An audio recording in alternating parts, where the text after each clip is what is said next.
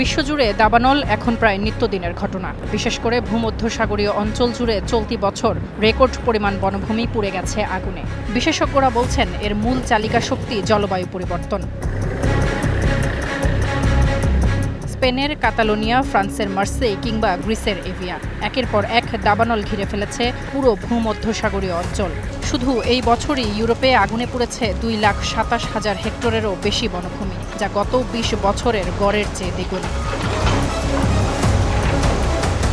জাতিসংঘ বলছে সিরিয়ায় দাবানলে এ পর্যন্ত দেশের 3% বনভূমি ধ্বংস হয়ে গেছে। গ্রিস এবং ক্রিট দ্বীপ থেকে হাজারো মানুষকে সরিয়ে নিতে হয়েছে। বিশেষজ্ঞরা বলছেন ভূমধ্যসাগরীয় অঞ্চলে ক্রমেই বাড়ছে তাপপ্রবাহ। এর সঙ্গে যোগ হয়েছে দীর্ঘ সময়ের শুষ্ক আবহাওয়া এবং প্রবল বাতাস। ফলে দাবানল শুরু হলে তা দ্রুত নিয়ন্ত্রণের বাইরে চলে যায়। বিজ্ঞানীরা বলছেন শিল্প বিপ্লবের আগে থেকে পৃথিবীর গড় তাপমাত্রা প্রায় 1.3 ডিগ্রি সেলসিয়াস বেড়ে যাওয়ায় দাবানলের ঝুঁকি দ্বিগুণ হয়েছে। জলবায়ু পরিবর্তন দাবানলের মৌসুমকে দীর্ঘায়িত করছে এবং আগুন আরও ভয়াবহ হচ্ছে।